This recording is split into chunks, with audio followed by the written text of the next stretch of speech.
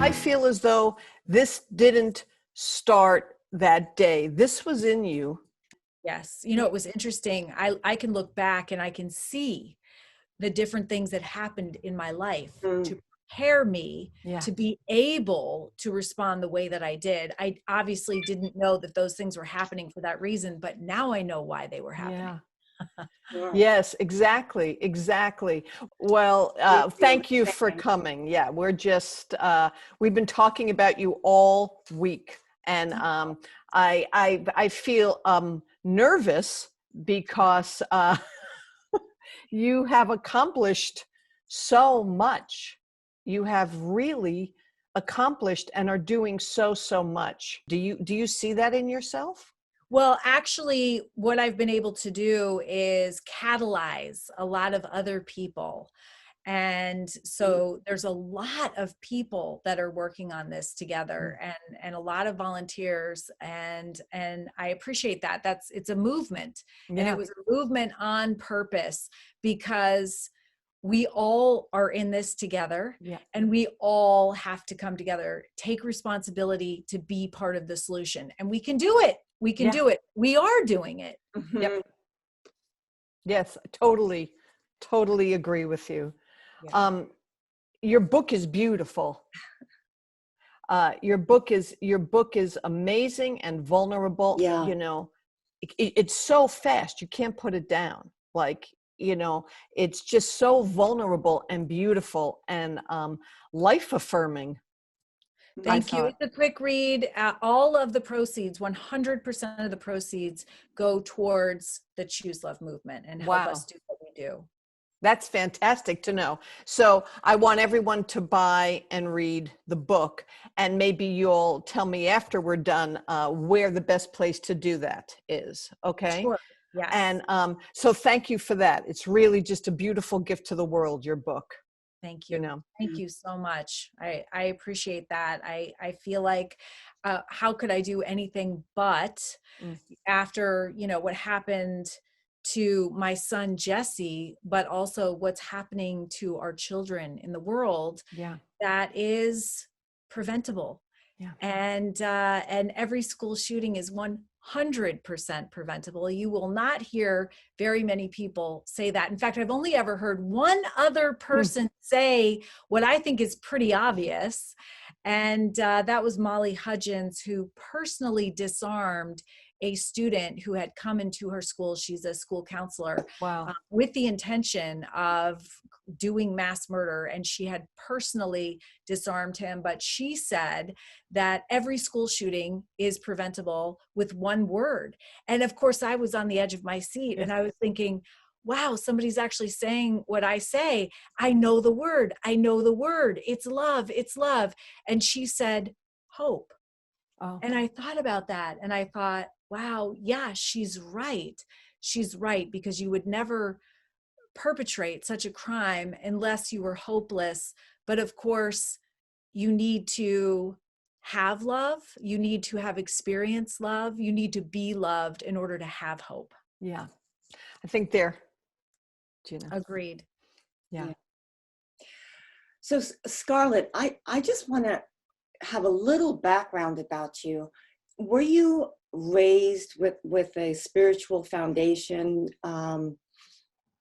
You know, what was your faith like prior to the tragedy of losing, well, all that whole event? What were you, how were you moving through your life prior? Just, you know, did you go to church? Were you just a woman that was such a champion for love? You know, what, can you speak to that for a moment? I was initially trying to think of what other people would say about me and kind of chuckling, a champion of love. But I was raised a traditional Christian. Mm-hmm. And so we did go to church more off than on, but I have a strong faith, and I built upon that as I grew older, and I continue to have a very strong Christian faith. So I do have that, and I think that did help. When Jesse was murdered, I know where he went. I say now, like with everything that's happened, I don't believe anymore is what I say. I know. Yeah. So I know where he went. And so I do know that I will join him one day. And so that makes my time here a little easier. I can breathe a little easier. And I know that I have a purpose. Yeah. And I didn't know what my purpose was. I believe everybody has a purpose on earth, but I didn't really know what mine was until this tragedy. And then it became very apparent to me. And so to be able to live your purpose is an incredibly empowering feeling. Yeah. You know, I want to say that I admire how you speak of the tragedy that happened. You don't say, well, Jesse was taken from me. You know, there was a serious mass murder, so you don't sugarcoat the experience. And I love that you meet it with love. You know, I remember the first time I was answering a question from a reporter. It was within the first couple of days. So I was at my mom's house and she was standing behind me listening to how I was responding to the questions. And I got off the phone and she said, ugh, I don't think you should use the word murder. It's just so harsh. Like, and I'm like, really, Mom? What do you think I should use? Yeah. And she was like, well, maybe loss, maybe. And I'm like, but I didn't lose him. It wasn't like, oh, I can't find him. He was murdered. I have to say it how it was. And she's like, but it just is so painful to hear. And I said, you're right. It is painful. And I think that's important. I think we should be in pain when we hear that children are being murdered in their classrooms. And, you know, I was tragically, I say, blessed to have other victims, family members to talk about this with early on. And we discussed how, you know, people would try to sugarcoat it and how we didn't want that. Somebody coming up to you saying, oh, I'm so sorry for your loss. Well, I didn't lose him. He was murdered. You know, I mean, it was something that at least the Sandy Hook families that I was in touch with were very adamant about. So, so that just kind of stuck with me because it's the truth. Yeah. Yeah. It's very, very, very truthful. I was so moved by your story about JT and the Rwandan genocide, and how that was so moving to me because it was so clear in that moment that if you help somebody else, somehow it heals your own heart. And I feel a lot of love for JT, and I'm interested to hear how he is doing. And also, do you see that? Do you agree that if you look outward and really trying to help, it heals? And how do you operate with that? Absolutely. I mean, I know that from my own personal experience, that everything that I do for others helps me heal as well. It's not why I'm doing it, but it was an incredible consequence of creating this Choose Love movement. And everyone loves that story about JT. And I still use his example. You know, we have this powerful formula for choosing love that's right behind me. And I still use his example in the compassion in action, the fourth character value, because he had to step outside of what was going on in his life and his own pain and suffering to help other people. And in doing that, he helped heal himself. And healing is an ongoing process. But from what I witnessed from him, it's the most powerful way to heal yourself is by doing for others. And he was a great role model for me because I saw it work with him. Yeah. Yeah. I wanted to ask you a little bit really about the Choose Love movement and the programs. And are some programs based for at home? Can you just go into that a little bit so people don't feel it's just for schools? Oh, yeah, absolutely. No, the programming, the essential life skills that we teach are for everyone. Mhm. Great. And, I started in schools because I knew that if the perpetrator who had, gone to Sandy Hook Elementary School, by the way, whose mother had taught at the school, who came Right. back to perpetrate the crime, I knew that if he had had access to our programming, to social and emotional learning, that the tragedy would never have happened. Yeah. And so I knew that I had to get this in schools. That was my original focus. Mm. And I remember speaking at a conference for trauma, and I spoke first, and then these organizations that were focused on trauma got up, and they talked about how a lot of the trauma that children are experiencing start from the home. Hmm. And that was the case for our shooter as well. And I had this lightning bolt go through me, and I Yeah. thought, I've made a huge mistake. I should have started with programming for the home.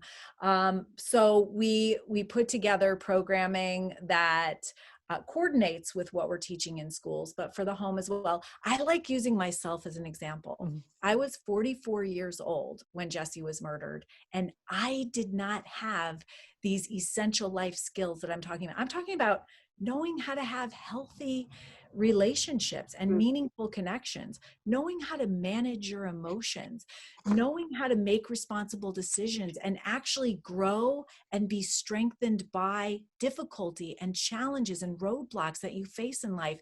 It's pretty basic, but you actually have to learn these skills and tools. They're easy to learn, and you can practice. Life is this beautiful thing. It's not enough to have them up here. You have to practice them. Life is this beautiful thing that it gives you opportunities to practice all the time. But actually, the first program I ever did was a prenatal program for pregnant mothers, because Oh. when you're pregnant and you are in a stressful environment, how you manage your stress will impact your baby's forming brain. Mm. So, in other words, this is through the study of epigenetics. If the cortisol that you release will cross the blood-brain barrier, and you release cortisol when you're stressed out, and that can actually make your baby's brain form with a smaller prefrontal cortex and a larger kind of limbic system, because you're telling the baby from your reaction to the environment, this is not a safe place. So when you come out, you're not going to have to think, you're going to have to run. And so I thought, wow, that's incredible, because I didn't know that as a pregnant mother. So we created that programming first. I had an early childhood development specialist who's become a very dear friend. She created an infant toddler program. And a lot was based on my own life, because I was a single mother. And so I'm taking my 6-week-old babies and I'm dropping them off at daycare. And, they may be loved, but those daycare providers may not understand the importance of that time period for brain development. Yeah. And so this is training for those daycare providers.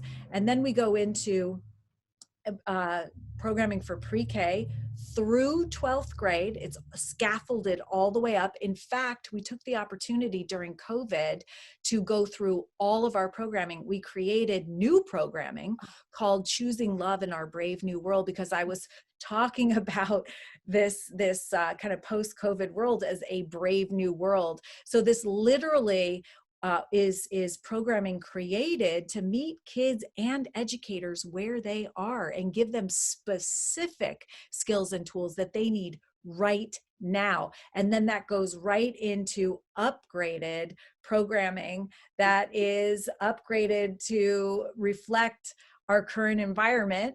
And that's pre-K through 12th grade. Then we have a wonderful program for homes, and then also for communities, because, as I would be traveling around, and if we had a celebration, say in a school district that was choosing love, we would have community members that would come. They'd be people from maybe the United Way, Mm. the mayor, the chief of police, the Chamber of Commerce, pediatricians, and they would say, hey, we want to choose love for one thing. And how can we help support Choose Love in the schools and the homes? And so we created this wonderful community program. In fact, we just found out that Nagoya City in Japan, which they've been paying for the translation for their schools in Japan, they are becoming a Choose Love city. And that's a population of 2.5 million. So that's this great. Is really, yeah, it's growing and expanding way beyond what we ever imagined.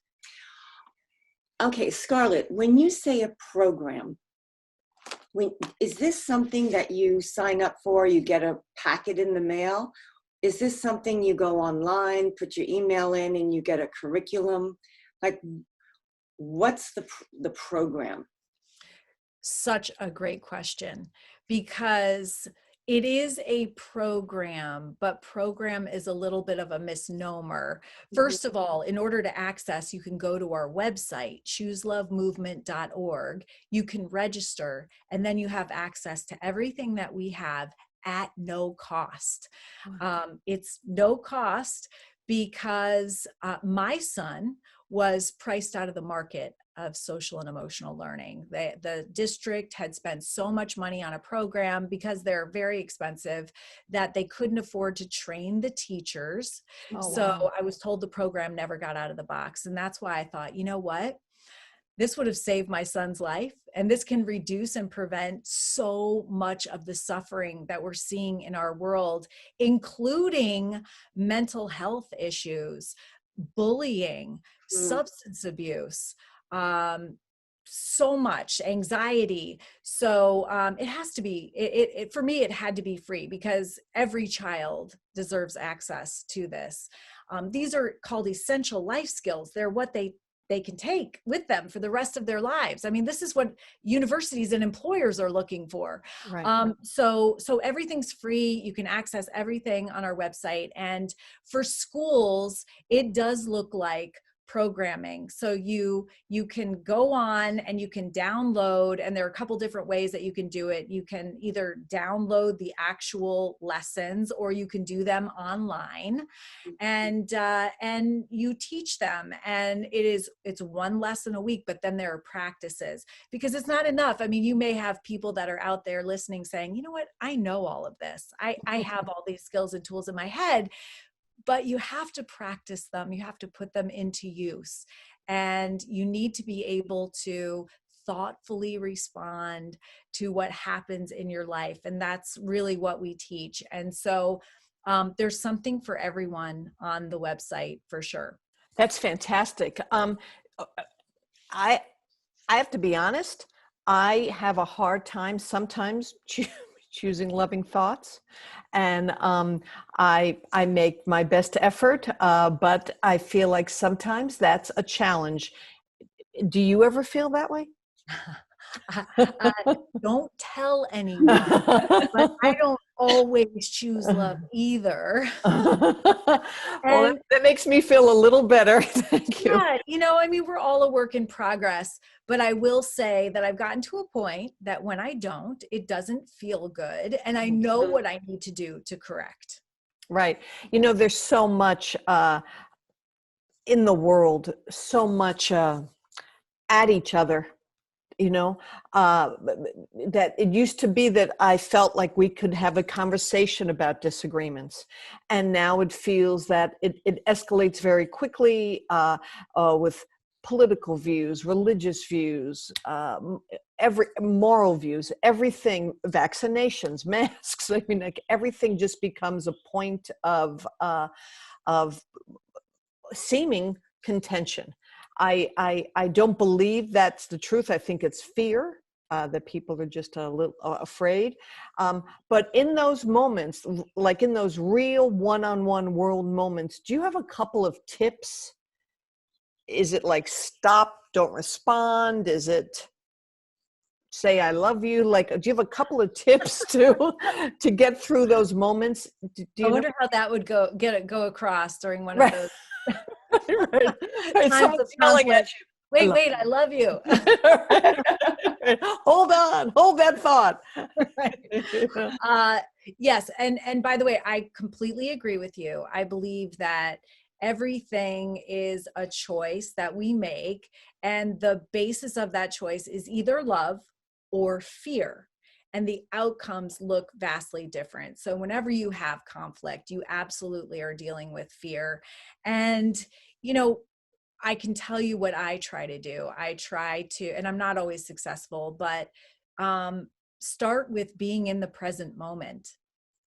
Be in the present moment where life is happening. The majority of our lives are not spent in the present moment, believe it or not. They're spent in the past, mulling over what has happened, or in the future, fearing for or planning for the future. Even in a conversation, even like this, we can be hearing each other, but already planning our response. And so you're not really in the present moment. You're thinking, what am I going to say? What am I going to say?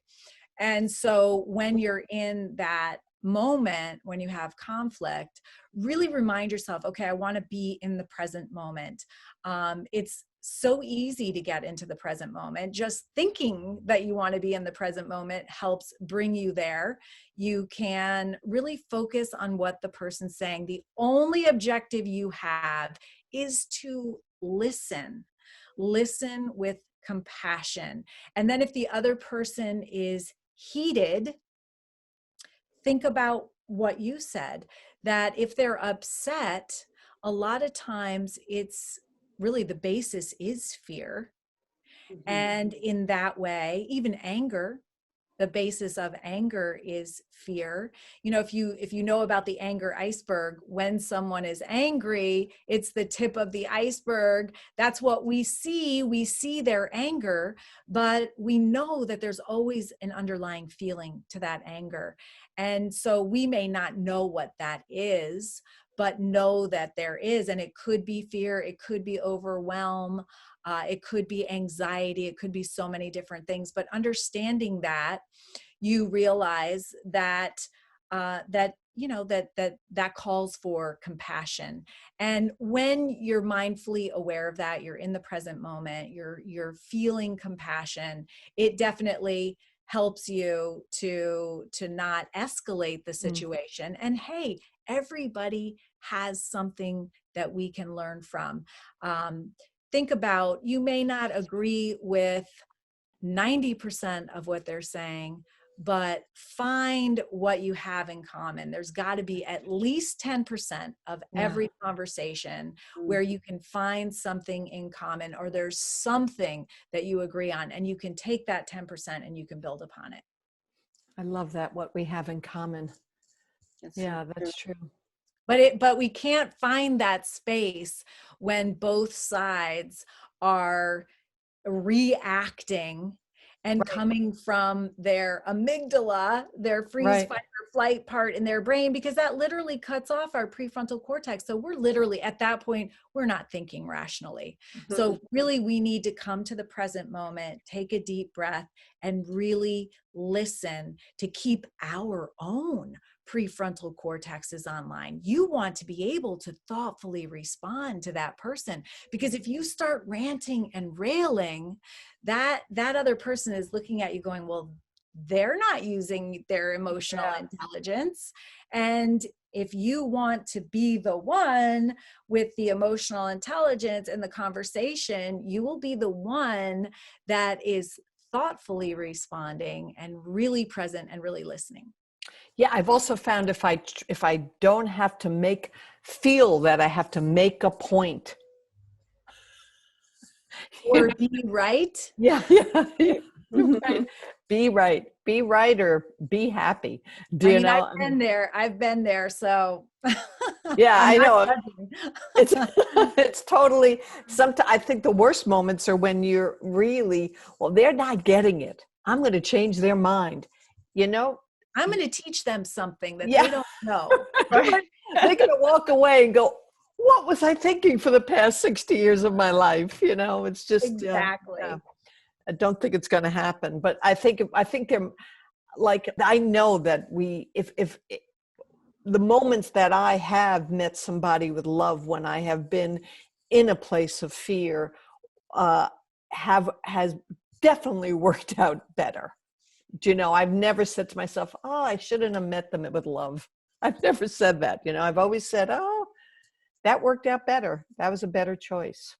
You know, I call the present moment the place with the fewest regrets. Ah, that's beautiful. Wow, that's beautiful.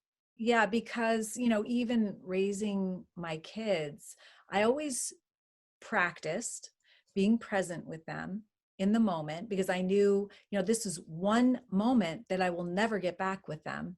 And I know that it goes by so quickly.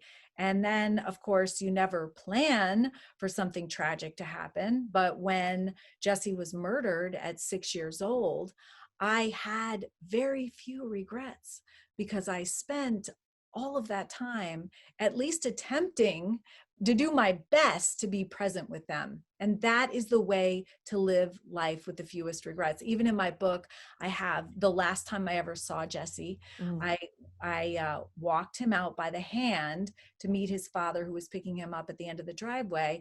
And when I turned around to give him a hug, he had written on the frost of my car, "I love you." And he had drawn hearts in all my windows. And knowing that that was one of life's moments, instead of just saying, "Oh, thanks," you know, giving him a hug and sending him off, I ran inside, I got my phone, I took a picture of him and the message, I took a close-up of the message, and never in a million years was I thinking, oh, I'm going to get a picture of my goodbye message from Jesse, because it was going to be gone in 15 minutes. It would have melted, but I did. And so I have that. Right. That's so beautiful. It's so beautiful to me. It's the power of the present moment. Mm-hmm. Yeah. Yeah. And you know, I love so much of what you're saying. I don't even know where to even begin. But when you said that thought of anger, that's the thing, how the mind, if we can help people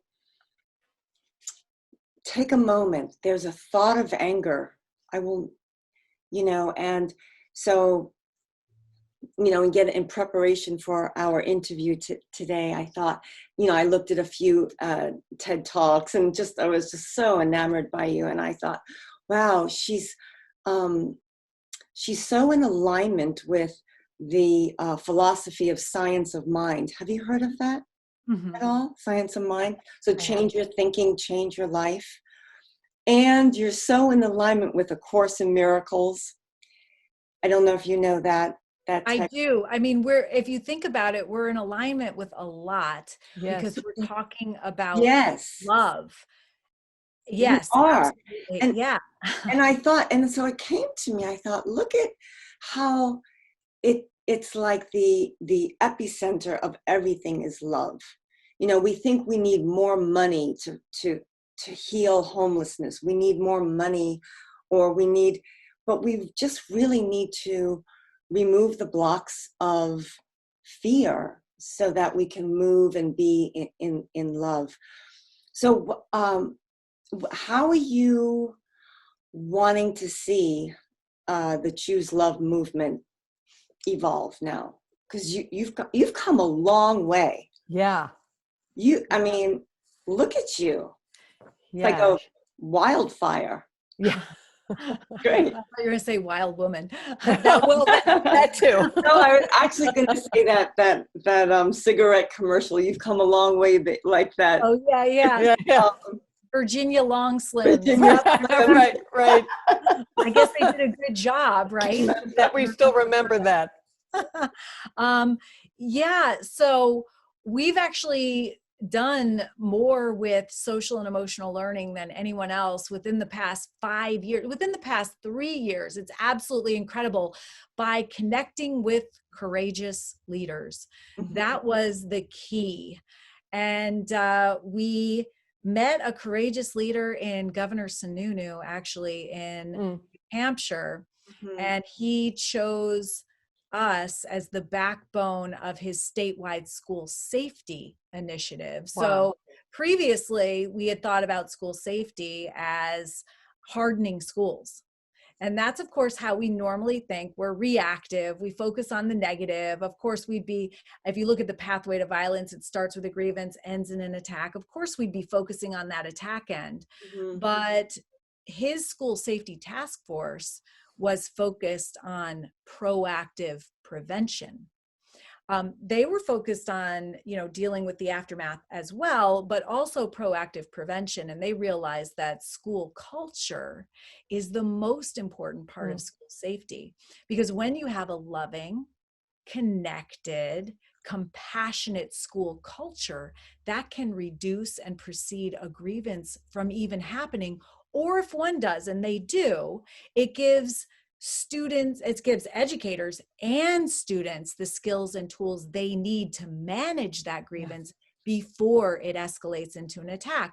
That's amazing. And that answers the question of, I think someone that went through a murder, a loss, being a victim, their mind might go to gun control. Right? And that I hear what you're saying, that it starts like much sooner, and there is a more expansive way to deal with this horrific end result.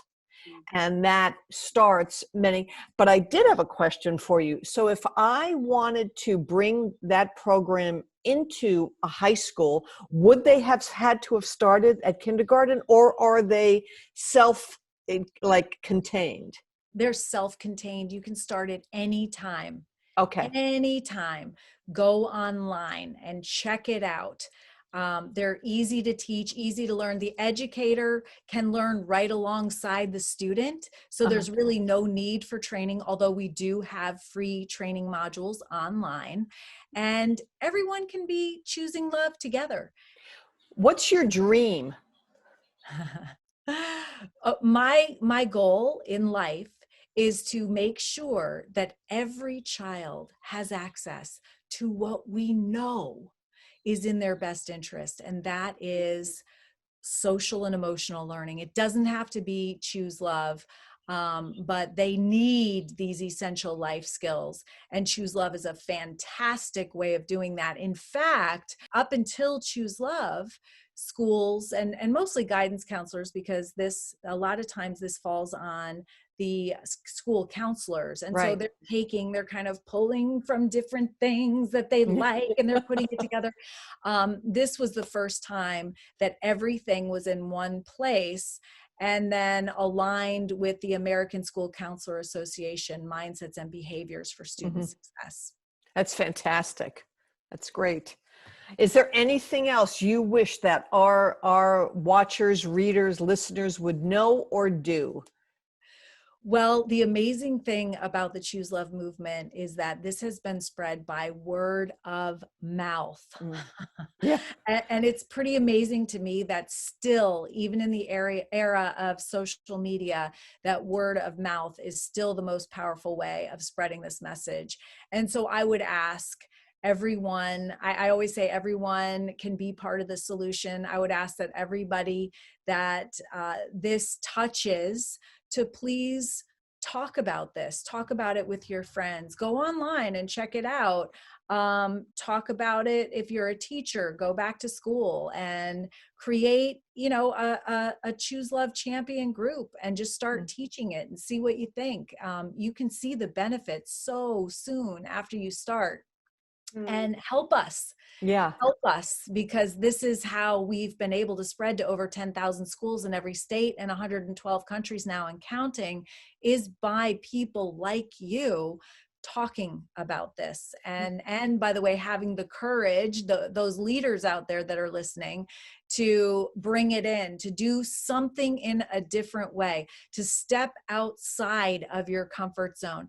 I mean, we've had traditional programming, anti-bullying, we've had suicide prevention, substance abuse awareness, but based on the statistics, the growing statistics of all of those things, I would think that those anti-programs have not been that successful. Right. So then step outside of what you've been doing and try something that's different. Try something that is proactive and preventative. Try something that addresses the cause, as you were indicating, the cause of the problem. Because by the way, you can't solve the actual problem unless you're addressing the cause. Right. And that's what the Choose Love movement does. Right. You are amazing, and I just feel like this has been such an honor. You know, I feel like you've lit a little fire. So thank you so much. Yeah. Thank you so You really much. are amazing. Great. Thank you. This is such an honor. Yes, same thing. Sending so much love to you all. Thank you. Have a great day. Thank you. Oh yes, yay! Yay.